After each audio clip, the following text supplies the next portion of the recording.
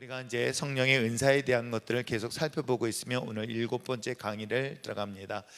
우리가 은사에 대해서 크게 4가지 영역을 우리가 살펴봤던 것 다시 한번 여러분들이 머릿속으로 정리를 했으면 참 좋겠어요.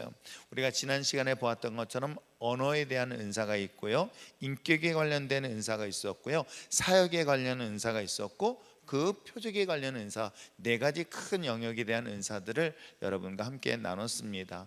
특별히 우리가 이야기하고 있는 언어의 은사, 대표적인 걸 기억한다면 방언이나 방언 통역 또는 예언의 은사들을 여러분 기억하실 것이고요. 그 다음에 또한 인격적인 은사는 지혜와 지식 같은 것들을 말하고, 또 지혜와 지식을 가지고 사람들을 바라보면서 국률한 마음을 갖고 이 국률함을 가지고 권면할 수 있는 것, 이런 것들이 사역 속에 드러나는 것이 바로 사도와 바로 목사라는 그런 타이틀을 갖는 은사 중에 하나라고 했습니다. 그 다음에 사역에 관련된 은사들은 우리가 아는 것처럼 전도, 구제 또는 우리가 섬기는 것 등등의 것들을 이제 사역적인 측면에서 나타나고 있는 은사들을 살펴보았고, 지난 시간 살펴보았던 것처럼 표적에 관련된 은사들을 우리가 보았던 것이겠죠. 우리가 병 고치는 신유의 은사 또는 귀신을 내쫓는 또 능력을 행하는 또 영들을 분별하는 등등의 은사들을 바로 능력 행함에 대한 은사로 살펴봤습니다. 여전히 지금 이 시대에도 하나님은 여전히 우리를 통하여 역사하십니다.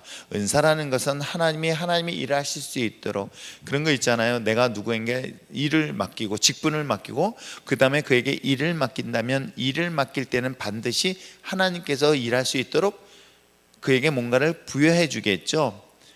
그렇잖아요. 내가 만약에 한 나라의 대통령으로서 나라를 대표해서 대사를 보낸다면 그 대사에게는 대통령이 가지고 있는 권한의 일부를 그들에게 위임을 합니다. 그래서 그 대사라고 하는 사람은 그 나라에 가서도 여전히 한 나라, 즉 자신의 본국의 나라의 통치 아래서 그 권한을 가지고 모든 일들을 행하고 있기 때문에 그 특혜와 그 보호는 특별하다는 건 굳이 설명하지 않아도 잘 알겠죠. 은사라는 것은 하나님의 성령께서 우리에게 주셨는데, 하나님의 주신 은사, 하나님이 가지고 있는 그 권한을 하나님의 일을 하기 위하여 저와 여러분에게 주어진 그런 부여된 하나님의 특권이요 능력이다, 그렇게 이해하시면 참 좋을 것 같아요. 이게 개인적으로 사용하는 것이 아닙니다. 하나님의 나라를 위하여 사용되어지는 것이다 라고 여러분 이해하시면 되겠습니다. 그런데 그 은사를 개인적으로 사용하는 순간부터 이것이 굉장히 위험한 것이겠죠. 예를 들어서 병 고치는 은사, 옛날에 참 그런 것들이 있어요. 예언의 은사라든가 병 고치는 은사라든가 특별한 능력이 나타나는 은사들을 보면은 그 은사들을 가지고 나중에 권위를 자기가 가지려고 해요. 그러니까 이 권위에 빠지는 경우가 있고요, 또 하나 이로 인해서 감사 헌금에 대하여 헌금이 들어오는 것을 가지고도 이게 개인적으로 하는 그런 사례들이 굉장히 많이 있거든요. 그래서 이런 것들은 정말 조심해야 될 부분이다. 왜? 이 은사는 하나님의 나라를 위하여 사용하라는 것이지 개인을 위하여 사용하라는 것은 절대로 아닙니다. 근데 그런 것들이 제 주변에도 그런 유혹이 충분히 있을 수 있겠다. 왜냐면 제 아는 분도 그렇게 은사 사역하고 이 부흥사 사역을 많이 합니다.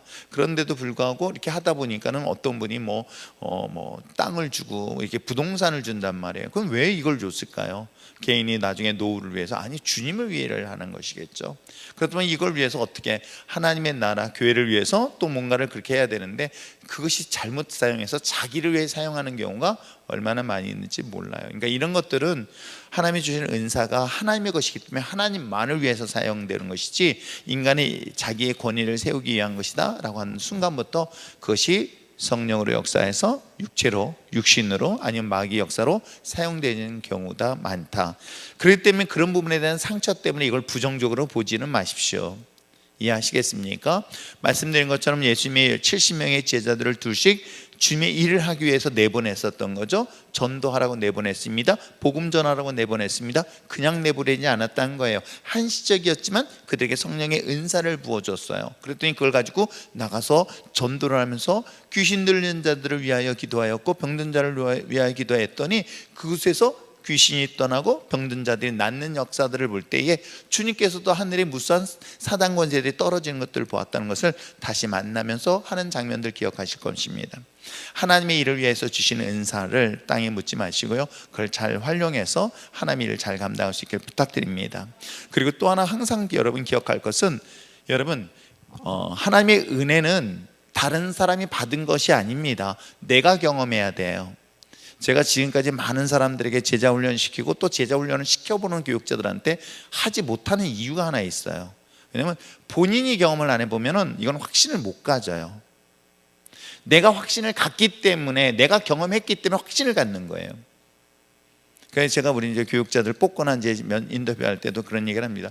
여러분 어떻게 구원을 받았을까? 내가 주님을 인격적으로 만났습니다. 정말 내가 구원에 대한 확신을 가졌습니다. 그 확신을 갖는 방법들이 다양할 것입니다. 내가 기도해가지고 하나님의 특별한 은사를 통해서 안수를 받고 그래서 하나님의 정말 구원의 은혜를 감격했다라는 것도 있을 것이고, 다양하게 여러 가지 방법이 있을 것입니다. 그러면 내가 만약에 그걸 확실하게 경험했다면 어떡할까요? 그거는 조금 더 흔들리지 않아요. 근데 다른 사람들에 의해서 듣고 배운 것을 전하면요, 미안하지만 거기는 힘이 약해져요. 그래서 제가 여러분들 성경 공부할 때 무당도 세 가지 종류의 무당이 있다고 그랬죠. 학습되어지는 무당, 세습되어지는 무당, 강신, 즉 신을 내려서 받는 무당. 그 중에서 제일 영빨이 센 무당이 누구다? 신내림을 받은 무당들이 영빨이 정말 세요. 아세요? 근데 목회자도 똑같다는 거예요. 사실은 영적인 부분에서는 이건 똑같아요. 하나님의 성령에 강력하게 기름 부으심을 받은 그런 영적 지도자들은 본인이 그걸 직접 경험했기 때문에 확신을 갖는 거예요. 근데 배워서 다른 사람들의 이야기에서 듣는 것은 이 전달력이 약한 거예요. 내가 경험해 봐야만이 하나님에 대한 은사들을 경험하면 이게 확신을 갖기 때문에 전달력이 그만큼 파워풀한 거예요. 이해하시겠죠? 그래서 내게 지금 어떤 상황들을 경험하고 어떤 일들을 경험하는 것은 이걸 통해서, 기도를 통해서 하나님의 역사하심을 경험하면 이걸 똑같이 이런 능력을 가지고 사람들한테 전할 수 있다 없다? 있다. 확실하게 할 수 있습니다. 하나님이 안진뱅이를, 또 이 안진뱅이를 전문으로 익히는 사람도 있을 수 있잖아요. 베드로와 요한같이. 왜? 해보니까 되거든? 한 번 해봤으면 딱 됐어. 그 다음부터 맨날 쫓아다니는 게 어떤 사람만 쫓아다니까. 나는 귀머거리는 내 전문이 아니야. 그는 이과를 담당하는 기도하는 분한테 가고, 나는 뭐예요? 나는 안진뱅이 전문가야 라고도 할 수 있듯이, 왜? 자기가 직접 경험한 것, 그것을 통해서 하나님 일을 할 땐 더 파워가 생기는 거예요. 그럼 거꾸로 한번 생각해 보세요. 나에게 이런 육신의 연약함을 인하여 치유를 경험해 보면 신유의 은사가 그들에겐 반드시 나타날 수 있다 없다? 있다를 여러분 생각하시면 돼요. 그런 관점에서 은사들을 살펴보려고 합니다. 자, 오늘은 7번째 강의, 이제 여러분들 그 발견하고 다음 주에는 여러분들이 체크리스트를 할 거예요. 그래서 본인이 체크를 해가지고 나에게는 과연 어떤 은사들이 있는가. 왜냐면 하나님이 이미 선물로 주셨는데 그 은사를 사용하지 못해서 이것이 나의 것인지 아닌지를 정확하게 구분 못하는 경우가 정말 많이 있거든요. 그래서 그런 부분들에 대하여 점검을 하는 시간이 다음 주고요. 이번 주에는 은사의 발견에 대한 것들을 한번 보려고 합니다. 자, 성령의 은사에 대해 공부했다고 한다면 다음에는 여러분 자신이 가지고 있는 은사가 무엇인지를 당연히 알아야 되는 과정이 필요한 것이겠죠. 나에게 어떤 은사가 있는지를 정확히 알아야 그 은사를 가지고 적극적으로 바르게 활용할 수 있고 개발할 수 있기 때문에, 그것이 곧 자신의 신앙의 성장. 여러분, 은사를 사용해서 확신이 생기고, 확신이 생길수록 뭐가 생긴 줄 아세요? 믿음이 더 강화되는 거예요. 개인적으로 믿음이 강화되는 거예요. 그 부분에 대한, 하나님에 대한 믿음에 대한 신뢰가 더 커지는 거겠죠. 뿐만 아니라 이걸 통해서 또 교회와 가정, 주변의 모든 것들도 그런 성장의 결과를 가져다 줄 수 있다 없다? 있습니다. 아시겠죠? 그러니까 내가 그런 사례를 한번 어떤 분이 그런 경험한 게 있어요. 우리 가위를 이렇게 많이 눌리시는 분이 계세요. 그래서 가위 대신에 죄송해요. 또 쓸데없는 소리 할 뻔했어. 또 누가 그러잖아요. 고양이 갖다 놓으면, 쥐를 갖다 놓으면 고양이 갖다 놓으면 된다 그랬는데, 아마 쥐 남은 고양이 갖다 놓으라고요? 그렇듯이 가위에 굉장히 고통을 당하는데 이제 신앙생활하면서 성경 공부를 한 거예요. 그래서 무조건 예수님의 이름으로 얘기했더니 정말로 이 순간적으로 가위에 풀리는 것을 확신하고 경험을 한 거예요. 본인이 그 경험을 했더니 이제는 가위에 눌리는 것에 대한 두려움이 없어지더라는 거예요. 근데 더 중요한 것은 그런 가운데서 본인이 예수님의 이름으로 선포하다 보니까 더 이상 가위 눌리는 것이 어느 순간부터 없어졌다는 얘기를 하는. 그럼 이분은 그 확신이 있어요. 그러니까 어떻게 해요? 다른 사람들에게 뭐라고 권면할까요? 그렇게 권면할 수 있어요. 어느 안수 집사님이 본인이 불면증으로 인하여 굉장히 많이 시달렸어요. 그러니까 어떤 일을 준비하면 예민해져가지고 잠을 깊이 못 드는 거예요. 그 예민하게 잠 못 들어가서 새벽까지 뒤척뒤척 하는데 그 아내가 새벽기도 나가겠다고 나갔으니 얼마나 화가 났겠어. 그렇잖아요. 겨우겨우 잠들만 하는데 아내가 부스럭거리면서 새벽기도 나가니까는 되게 화가 났습니다. 그래가지고 새벽기도 나간 아내를 핍박했던 그분이 불면증을 치료하는 방법을 발견한 거예요. 그게 뭐냐면 성경을 읽어보니까 불면증이 사라진 걸 자기가 경험한 거예요. 제가 중국에 선교지에 갔었을 때도 저도 깜짝 놀란 게 중국의 그 선교지에 있는 사람들이 불면증에 이렇게 시달린 사람이 많다는 걸 제가 뜻밖이었어요. 이유가 뭘까 되게 궁금했습니다. 사실은 한족들을 대상으로 성경 공부를 하는데 무슨 얘기를 하다가 손 들어 보십시오 그랬더니 불면증을 되게 많이 고통스럽게 하더라고요. 그래서 일주일 동안 제가 성경 공부하면서 제가 매일같이 그러면 특약을 내가 제공하겠다. 그래서 하루에 30장씩을 성경 읽고자 해가지고 일주일 동안 하는데 성경을 읽으면서 그들에게 어떤 변화가 있는가를 과거에 해본 적이 있어요. 그래가지고 제가 그 부분을 이제 얘기를 했더니 그분이 또 순수하게 또 그걸 받아들여서 성경을 읽었어요. 그랬더니 어느 순간부터인가 불면증에 시달리지 않는 거예요. 자기가 그렇게 경험하니까 자기 주변의 불면증 환자에게 뭘 선물할까요? 안 해봐서 모르죠? 당연히 성경책을 선물해 보는 거예요. 왜? 예수 안 믿어도 괜찮아. 그런데 한 가지 분명한 거는 자기가 경험했거든. 성경을 읽으면서 어느 순간인가 불면증이 사라진 거예요. 왜 그랬을까 생각했더니 성경을 읽으면서 마음의 평안을 주었고 그 평안이 오히려 잠을 편하게 잘 수 있었던 경험을 했더니 다른 사람의 불면증 환자는 다른 건 모르겠어. 약을 못 안 됐던 자신의 경험에 의한다면 성경책만큼 좋은 게 없더라. 이런 확신을 가지고 전하지 않을까요? 왜 그렇게 됩니다. 사업에도 어려움이 있을 때 어떻게 하는지 아십니까? 성경 읽어요. 왜? 본인이 경험했으니까. 이게 본인이 확신을 갖는 방법 중에 하나가 직접적으로 하나님의 은혜를 경험하면 직접적 능력을 경험하면요 그 부분에 대해서는 절대 타협할 수가 없는 것이 되겠죠. 그 은사는 바로 그렇게 나타나는 것입니다. 이해하시겠어요? 자, 그런 은사를 관점에서 오늘 여러분들이 살펴보려고 합니다. 자, 은사 발견을 위한 전제 조건은 첫째 뭐냐면 보겠습니다. 은사 발견은 실제적인 과정입니다. 성령을 신비로운 체험 또는 환상으로만 이해하지 말고 실제로 주님을 위해서 일하고 교회를 섬기는 차원에서 관심을 기울일 때 그리스도인은 행복한 신앙을 할 수 있고 이건 실제적인 거예요. 추상적이거나 환상적인 것은 아닙니다. 실제로 하나님의 역사하심이 삶 속에서 구체적으로 드러난다. 그러니까 우리가 하나님에 대한 존재도 너무 추상적으로 보기 때문에 그렇지 하나님을 실존한다는 것을 어떻게 내 삶에서 직접적으로 경험할 수 있다 없다? 있습니다. 아시겠어요? 자, 성령의 은사를 발견하기 위해서 우선적으로 점검해야 될 몇 가지가 있는데 그 중에는 네 가지를 이제 점검을 할 것입니다. 제가 잠깐 질문해 볼게요. 옛날에 이제 초창기 때 조곤사님이 그 얘기를 했어요. 지안이가 이제 준비물을 가져와야 될 상황인 거야. 근데 그 준비물이 꽃이었어요. 꽃을 준비해 갖고 왔는데 그것도 아침에 얘기를 들은 거야. 그럼 아침에 학교 가는 꽃집에서 꽃을 구할 상황이 지금 되지 않았죠? 그죠? 그러니 어떻게 해요? 생각을 했더니 큰일 났네 했을 때 어때요? 앞집에서 배를 누른 거예요. 누군가 배를 눌렀어요. 그리고 꽃이 들어왔어요. 이게 우연이에요. 생각만 해도 자기의 필요한 것들을 공급받고, 근데 요즘은 생각만 해도 공급 안 해주죠?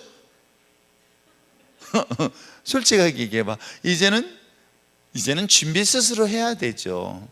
그러니까 하나님께서 맨날 또 그렇다 해서 생각만 해도 맨날 하나님만 그걸 말하는 게 아니라는 거. 왜냐면 그때는 조숙희 권사님이 워낙 못됐고 하나님을 정말 믿을 수 있을까라고 저한테 맨날 다빈치 코드 가지고 시비 걸던 분이었기 때문에 그렇게 생각만 해도 하나님이 응답하시고 생각만 해도 하나님의 역사하신 걸 경험할 때 부정할 수가 없잖아요. 정말 하나님이 계시는구나, 실존하구나 라는 것들을 직접 삶에서 경험하고 났더니 더 이상 하나님에 대한 존재를 부정하지 못할 뿐만 아니라 하나님께서 정말로 나의 기도를 이렇게 들으셨다라고 어떻게 해요? 사람들에게 이야기할 수 있는 배경이 되는 것이죠. 근데 지금까지도 권사가 됐는데도 생각하면 하나님 주신 이것조차는 하지만 지금은 알아서 하세요. 미리미리 준비하시고 이해하시겠어요? 이제는 그 단계를 지나서 내가 원하는 게 아니라 누가 원하는 걸로 바뀌어요. 조금 전까지는 내가 먹고 싶은 거, 내가 하고 싶은 게 아니라 이제는 하나님이 기뻐하는 일로 바꿔지는 거예요. 내가 원하는 게 아니라, 내가 좋아하는 게 아니라 하나님이 기뻐하는 일에 자꾸만 생각을 바꿔서 내가 그분의 뜻에 나를 따르게 하는 것이 제가 말씀드린 그리스도인이다. 이해하시겠죠? 내가 원하는 것을 따라오라고 하는 게 아닙니다. 내가 원하는 것에 응답해달라고 하는 게 아니라 하나님의 뜻에 내가 복종하겠습니다라는 것이, 그게 그리스도인들의 진정한 크리스찬이라는 것을 잊지 마시기 부탁드립니다. 자, 그렇다면 은사를 직접적으로 발견할 수 있게 해서는 먼저 뭐가 돼야 된다? 전제 조건은요, 그리스도인이어야 된다는 거예요. 읽겠습니다. 시작. 성령의 은사는 오직 거듭난 그리스도인에게만 주어집니다. 물과 성령으로 거듭나지 아니한 사람은 성령의 은사를 받을 수 없습니다. 그리스도의 몸인 교회 안에 들어간 자만이 은사를 받을 수 있는 자격이 있는 것이죠. 그러니까 하나님의 것은 하나님의 사람에게 부어지는 거예요. 이해하시겠어요? 그래서 그리스도인을 전제로 하고 있다는 것을 꼭 기억하시기를 바랍니다. 아시겠죠? 자, 두 번째는 그 은사를 어떻게 해야 돼요? 믿으셔야 됩니다. 이건 정말 믿음에 대한 문제인데 한번 읽겠습니다. 시작.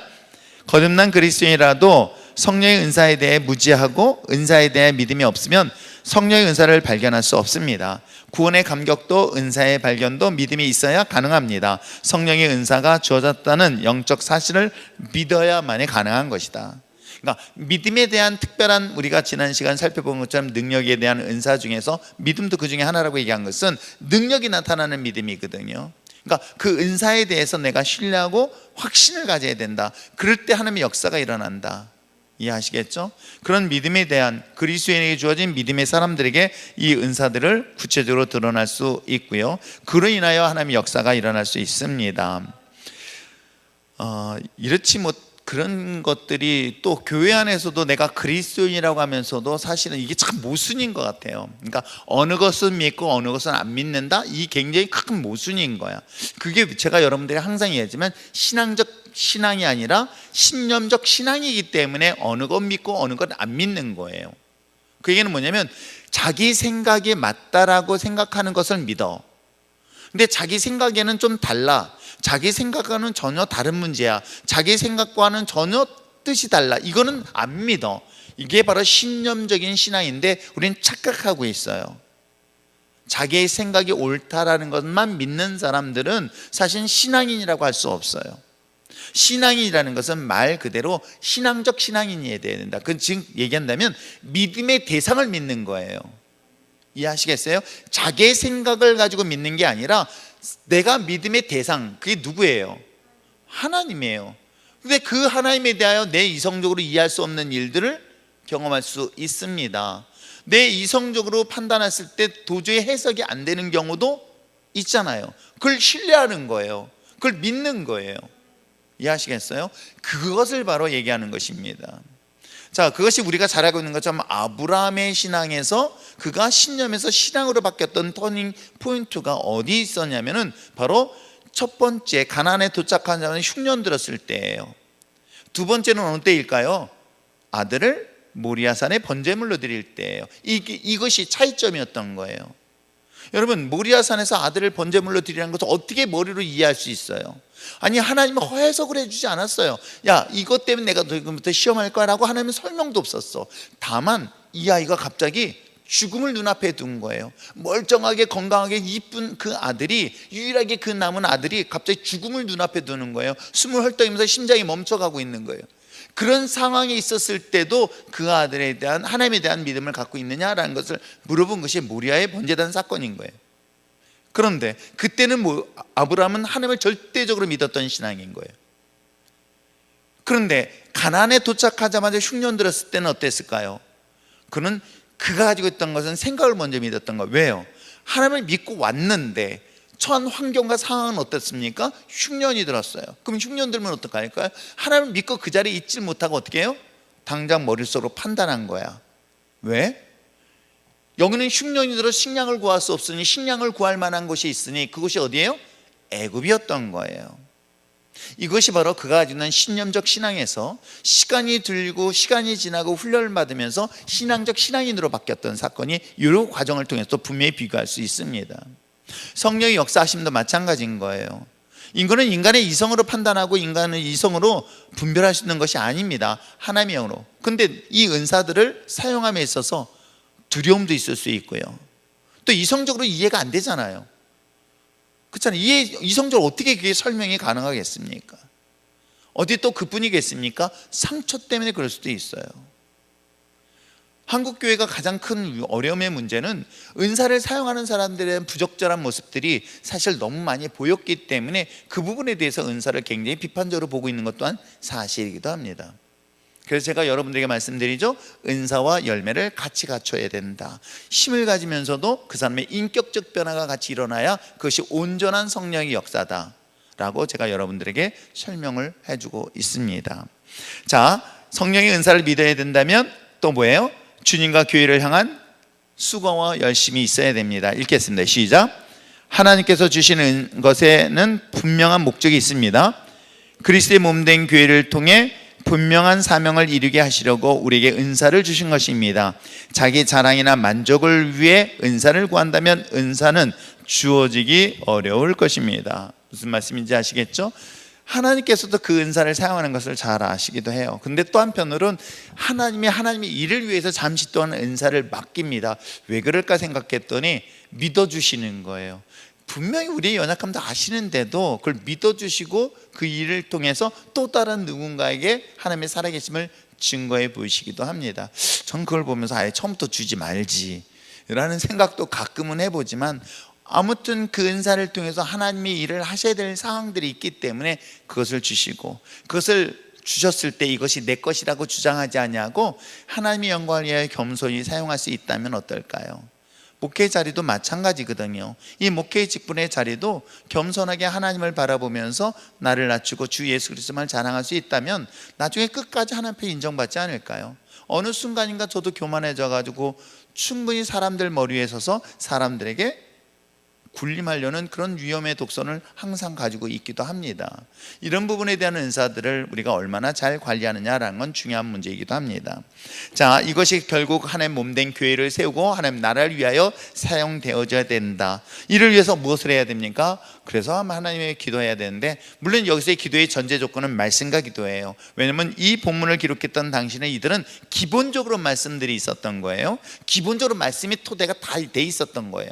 말씀의 토대가 잘 돼 있는 상태에서 기도의 영성이 일어나야 되지, 만약에 기도의 영성만 나타나면 이것이 그 말씀으로서 통제가 안 되는 사례들을 전 정말 오랫동안 많이 봤습니다. 자, 읽겠습니다. 시작. 성령의 은사를 발견하기 위해서는 무엇보다도 기도해야 합니다. 은사 발견은 하나님의 뜻입니다. 그러므로 은사를 구하고 찾을 수 있도록 기도하면 하나님께서 반드시 응답해 주십니다. 그렇습니다. 자, 우리가 은사를 발견하기 위해서는 먼저 그리스도인이고 성령의 은사에 대하여 믿고, 그 다음에 이것이 하나님 몸된 교회를 세우기 위한 열정과 열심이 있어야 될 뿐만 아니라 기도를 해야 된다 했더니 갑자기 한 분이 생각났어요.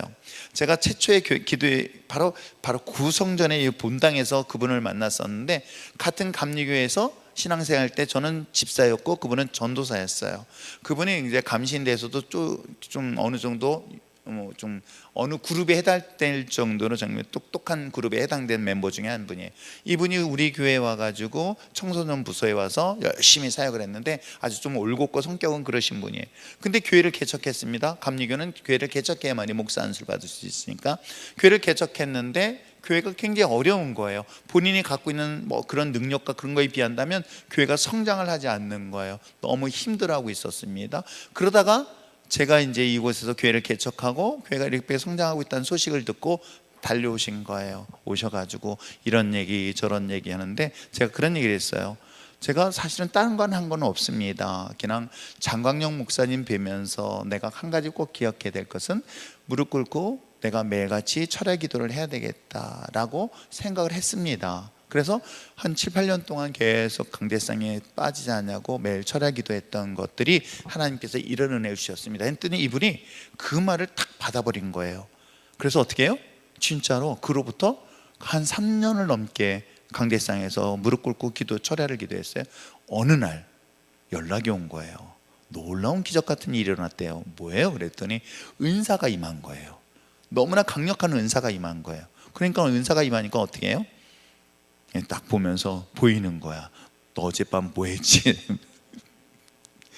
이 은사가 너무 강력하게 일어나니까 그 사람들에 대한 것들이 다 보이기 시작해요. 제가 관심법 쓴다 그랬잖아요. 안 써요. 그 때문에 감추려고 쓰지 마시고, 보이는 거예요. 사람들의 허물들이 보고 사람 문제점들이 보고, 이걸 사용할 줄 몰라가지고 어떻게 해요?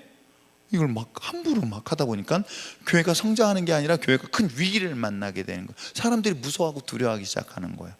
그래서 나중에 이제 그 부분을 잠깐 전 정리하면서 얘기를 했어요. 그랬더니 이제 어느 정도 안정되고 교회도 제일 이쁘게 성장하고 건축도 하고 한 이야기를 제가 들었어요. 여러분, 그렇게 은사는 사모해야 할 때 하나님 역사가 일어나게 되어 있습니다. 기도를 그만큼 쌓는 것도 중요한 것입니다. 그래서 우리 교육자들한테도 지금 기도 많이 해라. 그것이 몇 시간씩 기도하나 매일같이 기도해라. 그럴 때 하나님께서는 때가 되면은 반드시 사모하는 자에게 그런 은사들한 능력이 나타날 수 있다 없다. 여러분도 마찬가지인 거예요. 어느 날 갑자기 주지 않아요. 그만큼 기도로서. 그러니까 주님께서도 그러잖아요. 내가 성령을 약속했을 때 떠나지 말고 기다리라고 그랬잖아요. 뭐예요? 기다려서 부침기 부쳐 먹었대요? 아니에요. 그들은 모여서 기도하였더라. 언제인지는 알지 못하지만 그 때를 기다리면서 기도하였더라. 아시겠죠? 그것이 어찌 보면 우리가 하나님의 은사를 사용에 있어서 중요한 것 중에 원리 중에 하나다. 자, 그 다음에 이제 은사를 발견하는 5번째 단계를 한번 살펴보려 합니다. 첫째는 탐색이 있고요. 그 탐색되어진 것을 시험을 해보는 거예요. 그리고 시험을 한 걸 가지고 한 번쯤은 분석을 해보고 평가를 하고 그에 따른 기대를 해보는 거예요. 이런 원리를 가지고 있습니다. 자, 첫 번째 단계가 이제 자신이 가지고 있는 은사. 그러니까 은사의 종류가 우리가 아까 얘기한 것처럼 큰 챕터가 4가지가 있다고 그랬잖아요. 큰 기능으로서 언어적, 인격적, 사역적, 그 다음에 능력. 이런 표적적인 은사에 대한 4가지 사역 속에서 그 은사만 하더라도 사실 되게 많이 있거든요. 다양한 은사들이 있습니다. 근데 그 은사들을 하기 위해서라면 먼저 해야 될 건 뭐예요? 탐색을 해야 되겠죠. 내가 가지고 있는 것들이 어떤 은사들이 있는가 한번 읽어보겠습니다. 시작. 자신에게 어떤 은사가 있는가 그 가능성을 찾아보는 단계입니다. 은사에 대해 공부하는 단계이기도 합니다. 마치 광부가 광맥을 찾듯이 은사의 광맥을 찾는 것입니다. 성령께서는 대체로 그 사람의 성격을 따라 아니면 소원을 쫓아 은사를 주십니다. 2가지예요. 하나님의 성품, 성격에 따라서. 또 하나는 뭐예요? 그 사람이 사모하는 것만큼, 간구하는 것만큼, 요구하는 것만큼 하나님이 그 은사를 주세요. 그러니까 그 은사를 위해서 하나님께 구하는 것에 대해서. 근데 이것이 거절감을 많이 경험한 사람들은 하나님의 주실까에 대한 두려움이 있어요. 나 같은 사람한테 줄까? 이게 우리나라 사람들의 밑바닥에 많은 정서에 있어요. 근데 여러분, 제가 욕심도 나쁜 욕심이 있지만 거룩한 욕심이 있어요. 내가 이걸 가지고 하나님의 일을 해야 되겠다는 그런 거룩한 욕심은 여러분, 천국을 침노하는 자의 것처럼 그런 은사도 하나님 앞에 간구하는 자를 통해서 일을 하신다. 제가 목회를 해보고 오랫동안 제자 훈련 시켜봤지만 그래도 훈련 받을 때 보면 욕심 있는 사람이 성장도 빨라요. 그러니까 뭐에 대한 욕심이냐가 문제이긴 하지만 근데 세상에 대한 욕심이 있는 사람은 하나님에 대한 은혜도 욕심이 커요. 그 욕심이 강한 사람일수록 또 하나님께서 그에게 역사하신 것도 분명히 큽니다. 그걸 제가 이제 바르게 하나님의 인도하심을 따라서 하나님께 기뻐하는 쪽으로만 인도해 주면 되겠지만, 아무튼 은사는 각자 주어진 것에 대한 성격과 소원에 따라서 주시기 때문에 과연 나에게 어떤 은사가 있는가라는 것들을 점검해 보는 필요가 있죠. 근데 이걸 어떻게, 내게 가지고 있는 은사가 각자에 주어졌습니다. 겉으로 드러나는 은사가 있는가 하면 숨어져 있는 은사가 있어요. 그게 은사인지 모르는 분이 있어요. 실질적으로 그런 사례가 많이 있거든요. 어느 한 분은 이번에도 사공장로님 댁에 이제 신방을 가서 사업장 신방 예배를 드리는데, 거기 어느 일하시는 집사님께서 다른 사람들 안 보는데 제가 설교 준비한다고 물도 준비해 놓죠. 또 이것저것 준비해 오시더라고. 근데 제가 기도해 드리는데 이분은 섬김이 기본이 돼 있더라고요. 섬기는 것들이 잘 돼 있더라고요. 그러니까 그런 본인들은 이런 것들을 좋아하는 거야. 근데 그 섬김의 은사를 사용하지 않으니까 영적으로 병드는 사례를 의외로 많이 봐요. 아세요? 하나님께서 그 주신 은사들을 사용해야 되는데 행복한데 이걸 사용하지 못하니까 점점 병이 들어요.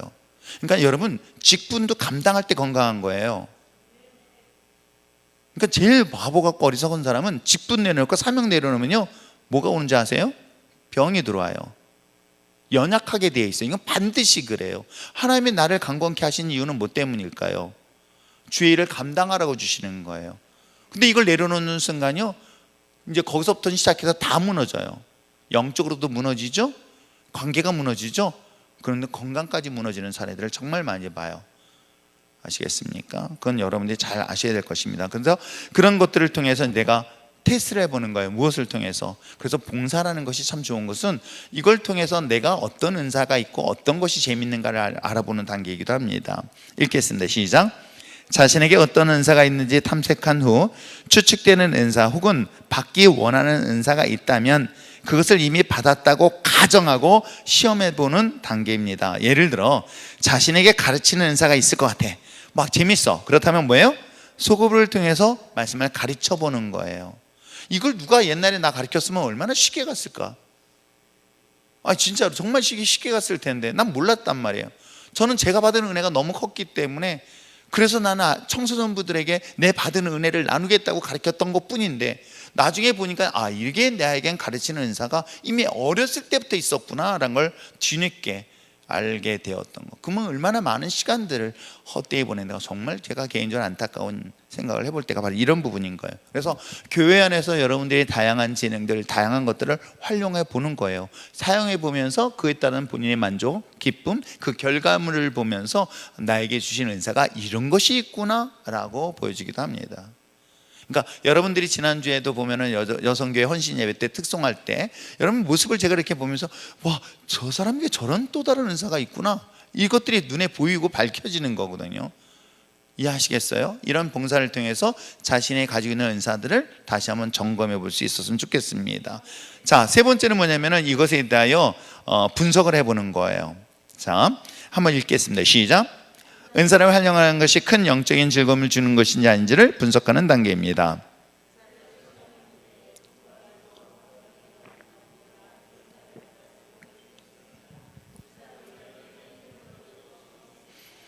맨 마지막이 중요한 거예요. 은사는 활용할 때요, 힘들어도 즐거워야 돼요. 힘들어도 힘들다고 느끼거나 시험 들면 그런 은사가 아니라 욕심일 수도 있고요. 이건 조심해야 될 부분일 수도 있어요. 왜냐면 은사를 질투로 사용하는 경우도 종종 있거든요. 다른 사람이 갖고 있으니까 나도. 근데 본인의 의사하고 상관없을 때는 이게 뭘로 나타나면 시기와 질투로 나타날 수 있다 없다? 있다. 저는 그 시기와 질투로 대표로 나타났던 인물, 떠오르는 인물이 누가 있을까요? 그 시기 질투 때문에 결국은 자기의 엄청난 자리까지 빼앗기죠. 사울. 맞아요. 그러니까 하나님께서는 분명히 기름 부음 받은 종이에요.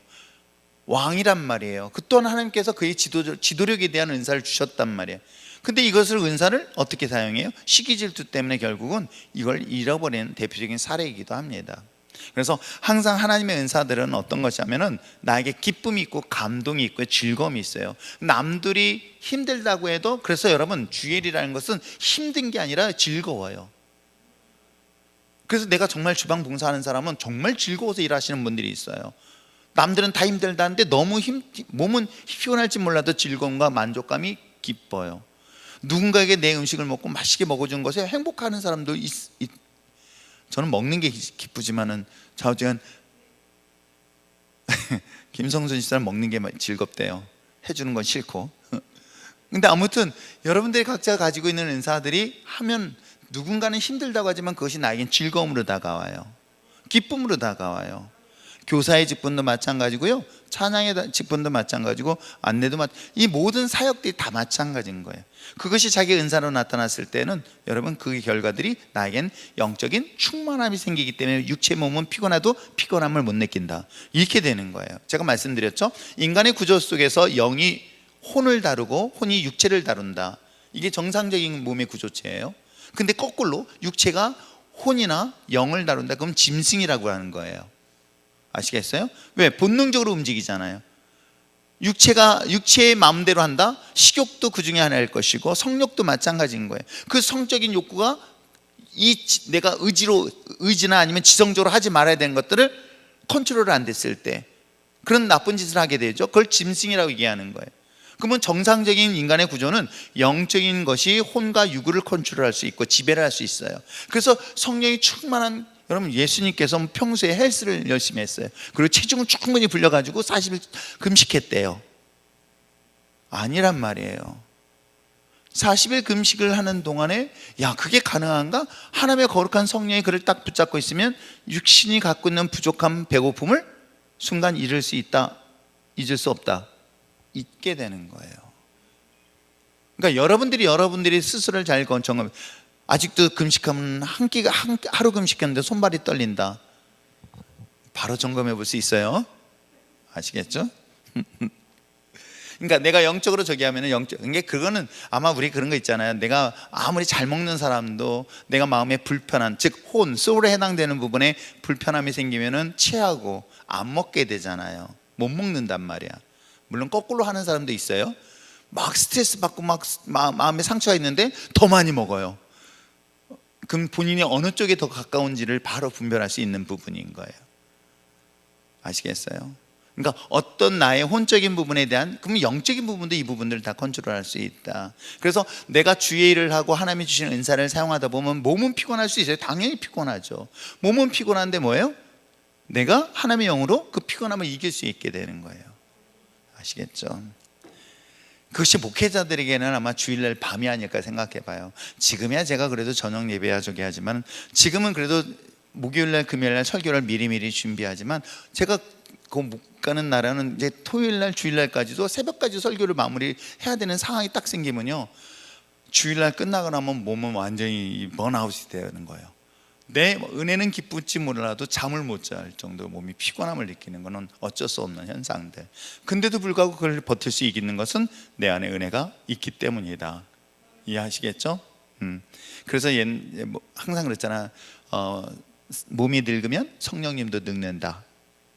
근데 거꾸로 해요. 사실은 성령님이 늙으니까 몸도 늙은 거예요. 뭐 어떤 영향인지 모르겠지만, 자, 아무튼 3단계가 영적으로 느끼는 그 기쁨이 통해서 이것이 하나님이 주시는 은사다라고 분별할 수 있고요. 그 다음에 평가를 하는 것입니다. 평가는 그 결과물에 대한 평가인 거예요. 읽겠습니다. 시작. 은사 발휘는 반드시 긍정적인 결과가 나타납니다. 하나님은 우리가 주님의 일에 성공하시기를 원하십니다. 진실로 해당되는 은사가 있다면 반드시 그 부분에서 교회를 위해 유익한 결과를 얻어낼 수 있습니다. 하나님은 효과적인 충성을 요구하시는 분입니다. 이게 그러니까 은사를 가지고 은사를 하는데 사람들과의 친화력이 뛰어나신 분이 있어요. 너무 사람들의 전도도 잘해요. 근데 놀라운 은사가 있어요. 이분은 사람과 사람을 분리시키는 영이 있어요. 이게 하나님의 영인지 아닌지 알 수 있다 없다? 있어요. 제가 성경 공부를 시켜보면요, 성경에 대해서 되게 많이 알고 있어요. 근데 알고 있는데도 불구하고 그가 신앙적으로 정착하지 못하는 사례들을 보면 그 사람의 영적 상태도 바로 분별할 수 있어요. 그러니까 하나님의 영과 하나님이 주신 은사가 사람들에게, 공동체에게 어떤 유익을 주느냐라는 것은 바로 분별할 수 있다 없다. 우리가 사도행전을 제가 주일 설교하면서 하나님의 영이 임했을 때 우리가 둘째 날 방언이라고 얘기하지만 제가 소통이라고 얘기해 줬잖아요. 소통이 일어나는 거예요. 말도 안 되는, 믿지 않는 남편, 믿는 나, 이건 소통이 그전엔 안 됐는데 이제는 소통이 돼. 무슨 소통이 되는 줄 아세요? 세상의 말이 소통이 되는 게 아니라 그 사람이, 상대방이 나를 핍박하고 나를 조롱하고 나에게 험한 말을 해도 그 사람의 영혼을 품어버릴 수가 있어. 불쌍히 여기는 거야. 국리로 여겨서 그 사람이 뭐라 그래도 전에는 노여웠고 상처받고 아파했던 것이 어떻게 되어요? 나는 아무렇지 않게 되는 거예요. 물론 상대방은 소통이 안 되지만 나는 소통이 되는 거예요. 무슨 말씀인지 이해가 되시나요? 전에는 그것 때문에 안 돼가지고 서로 싸움이 일어났는데, 싸움이 한쪽에서 그 상황을 딱 품어보니까 싸움이 일어난다. 그것을 어떻게 이해할 수 있느냐? 갓난 아기와 젖먹이는 엄마의 차이를 보면 딱 알아요. 그렇죠? 근데 가끔은 아기하고 싸우는 엄마가 있어. 아기랑 얼마나 싸우는지, 여기도 있네. 하여튼 엄마랑 되게 소리하면 되게 뒤에서 보면 되게 웃겨요. 아무튼 여러분들이 그렇게 소통하는 것이 일어나잖아요. 그 소통이라는 것처럼 일어나는 것은 하나님의 성령의 역사인데, 은사도 마찬가지인 거예요. 은사는 그런 결과물들을 볼 수 있어요. 그래서 제가 많은 은사가 있고 뭐가 그런데 과연 그 결과, 그 사람들의 삶의 흔적들, 과연 그 모습은 어떤가를 꼭 물어봐요. 교회 상황도 물어보기도 하고 그 사람의 사역의 결과는 어떻고 가정은 어떻고 하는 등등의 실질적인 삶에 대한 것들을 물어보면은 그 삶의 흔적을 보면서 그 갖고 있는 은사의 열매가 어떤 거다, 즉 마귀 역사인지 하나님의 역사인지 분별할 수 있다 없다 분명히 있어요. 아시겠죠?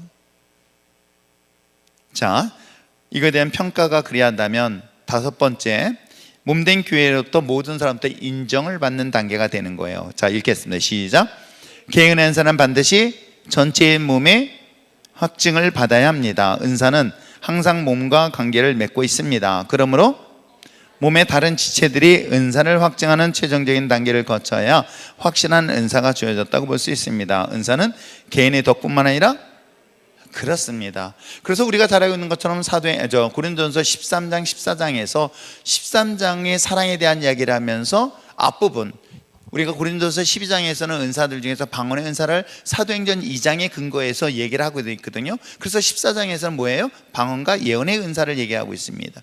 방언과 예언에 대해서는 결국은 덕을 세우는 건데 개인의 덕과 교회의 덕을 세우는 것이다 라고 은사에 대한 결론적인 이야기를 하고 있는 것이죠. 그래서 내가 가지고 있는 은사는 결국은 나를 자랑하는 것이 아니라 누구를 높이는 것이다? 하나님을 높이시는 거다. 예수 그리스도를 높이는 거다. 두 번째는 사람을 살리는 것이다. 그게 정상적인 은사인 거예요. 거기에 자기가 이름이 나서는 안 되는 거예요. 자기가 드러나서는 것이 아니라 하나님이 하나님의 심을 높이고 또 어떻게 해요? 그걸 통해서 사람을 세우는 것이다. 그래서 베드로가 우리가 지난 시간 살펴봤던 것처럼 성전 미문에 있는 안전뱅이를 벌떡 일으켰더니 사람들이 다 누구를 주목해요? 베드로와 요한을 주목하는 거예요. 그랬더니 뭐예요? 나를 주목하지 마라 라고 얘기하면서 예수님을 소개하고 있는 것들이 바로 사도행전 3장과 4장의 이야기이기도 합니다. 아시겠죠? 자, 그래서 은사라는 것은 결국은 모든 사람들부터 인정받고 칭찬받으며 그에게 그만한 존재로서 그 자격을 세워주는 것이다 라고 하면 되겠습니다.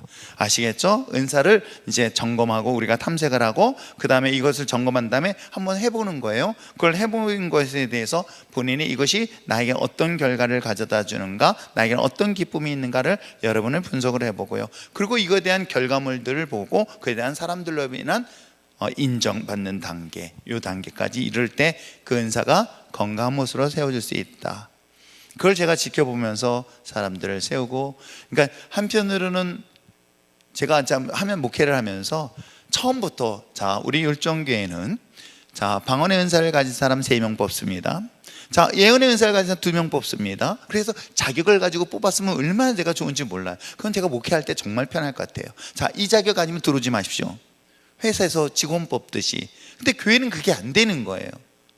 너무나 다양한 사람들이 들어오고 이 다양한 사람들에게 말씀을 가르치면서 하나님께서 각자 한 사람 한 사람에게 주어진 은사들을 찾아내고 발견시키고 그를 개발해 주는 역할들을 한다는 게 이게 정말 쉽지 않다는 것을 제가 목회를 해보면서 참 많이 경험을 해요. 그래서 다음에 할 때는 그 은사만 가진 사람만 따로 아닙니다. 다음에는 없겠습니다. 아무튼 자, 그런 단계에서 통해서 보겠습니다. 근데 성령의 은사가 아닌 것에 한번 보겠습니다. 자연적인 재능이 있습니다. 읽겠습니다. 시작. 태어날 때부터 선천적으로 가지고 있는 재능은 성령의 은사가 아닙니다. 인간적인 능력은 교회 성장에 직결되는 성령의 은사와 구별됩니다.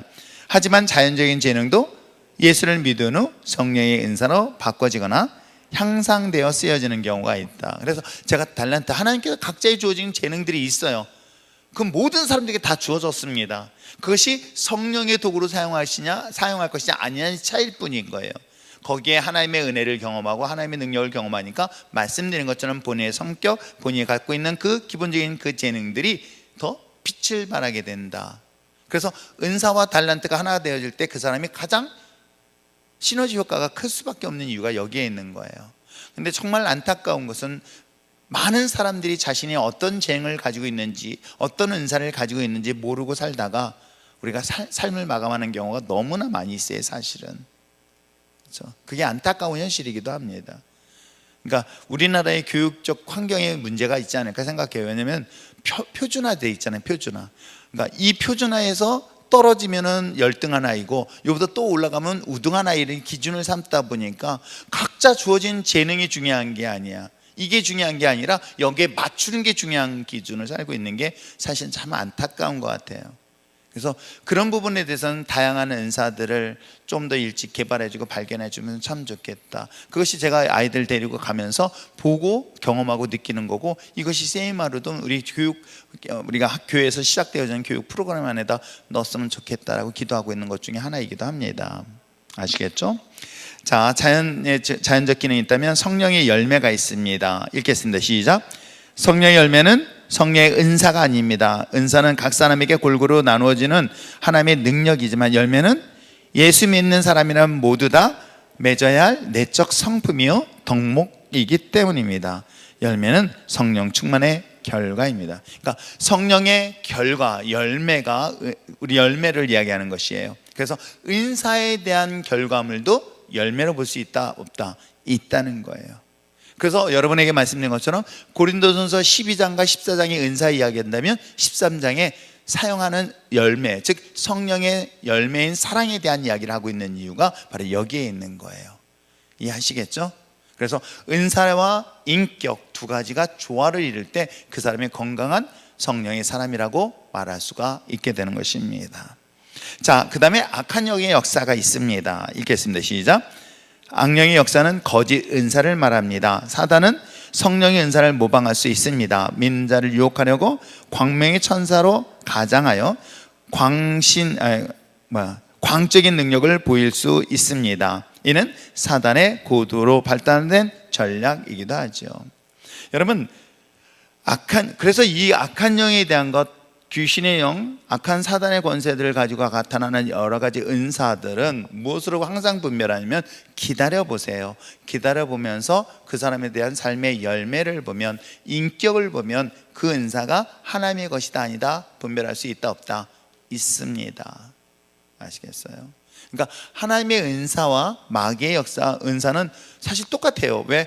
그 영으로 부어진 것은 별 차이가 없어요. 그래서 제가 여러분에게 말씀드렸죠. 귀신도 방언의 은사가 있다 없다? 방언합니다. 병 고치는 은사가 있을까요 없을까요? 있어요. 귀신 내쫓는 역사도 있어요 없어요? 있어요. 그런 은사들이 기독교에서 가지고 있는 은사들도 그들에게 똑같이 나타날 수 있습니다. 또 그들은요, 해박한 지혜와 지식을 가지고요, 여러분 그들이 가르침에 대한 사람들이 매료되어지고요, 그 사람들이 수많은 사람들이 거기에 끌려가는 사례들을 되게 많이 봐요. 이게 다 그들에게 똑같은 은사. 근데 열매를 보라는 거예요. 그 결과물을 보라는 거예요. 그것이 사단의 역사와 하나님의 역사가 정말 다르다는 거예요. 그래서 하나님의 역사는 사람을 살리는 것이다, 마귀 역사는 사람을 죽이는 것이다. 분리한다. 거짓의 영, 이런 것들이 있습니다. 그럼 바로바로 알 수 있어요. 그러니까 이런 것들은 우리가 은사 중에서 조심해야 될 것이다. 자, 그 다음에 마지막으로 볼 수 있는 건 그리스도의 임무와 은사에 대한 얘기인 거예요. 자, 한번 읽겠습니다. 시작. 성령의 은사와 그리스도인의 임무는 구별되어야 합니다. 예를 들어서 가르침, 전도, 믿음, 섬김, 기도 등이 대표적인 것입니다. 은사를 가진 사람들이 더 적극적으로 효과적으로 사명을 잘 감당하는 것은 사실이지만, 은사가 없을지라도 가르침, 전도, 믿음, 섬김, 기도, 이와 같은 대표적인 은사들에 대해서는 당연히 해야 된다. 이해하시겠어요? 왜? 그는 은사를 가진, 특별한 은사를 가진 사람이 있고, 그건 일반적으로 모든 사람이 행해야 될 그런 은사와 같은 일들이 있습니다. 그걸 임무 또는 의무라고 얘기하기도 하죠. 아시겠죠? 이런 관계가 있다는 걸 기억하시면서 여기까지 해보겠습니다. 혹시 질문? 수예배 때 질문하니까 또 이상한가요?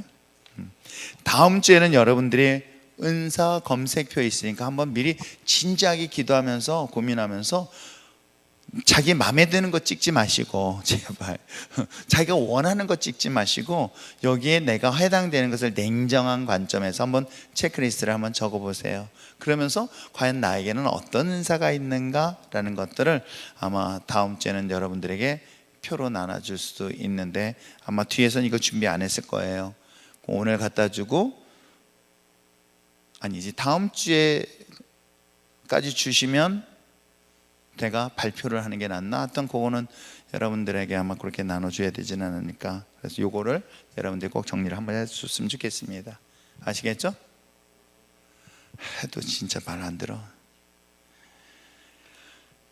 자, 기도하겠습니다.